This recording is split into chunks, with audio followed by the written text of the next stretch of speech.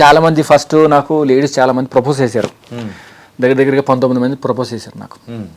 నేను ఎవరిని ప్రపోజ్ చేయలేను. ఇంటికాడ నుంచి సపోర్ట్ లేదు నాకు. నేను వచ్చింది ఇండస్ట్రీ కోసము. నేను టైం అంతా వేస్ట్ చేసి నీతో తిరిగితే నా జీవితం ఏంటి, నా గోల్ ఏంటి, నా లైఫ్ ఏంటి అని చెప్పి అందరికీ నమస్కారం పెట్టామని. ఏమో అనుకోవద్దు.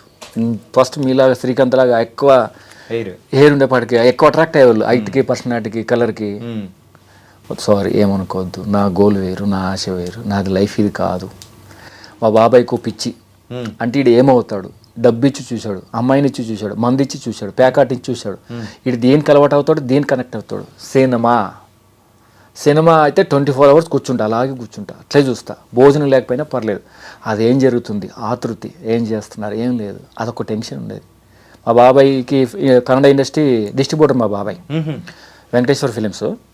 నీకు బెంగళూరులో ఎవరు కావాలంటే చెప్తాను, బెంగళూరు అన్నాడు. నో కన్నడ ఇక్కడ వరకే తెలుసు. తెలుగు చేస్తే ప్రతి ఇండియా ప్రతి చోటకి తెలుసు. నేను తెలుగే కావాలి, నాకు ఎవరు తెలియదు అన్నాడు. ఆయన చెప్పుకుంటూ చేయకుండా నైట్ వచ్చేసాను.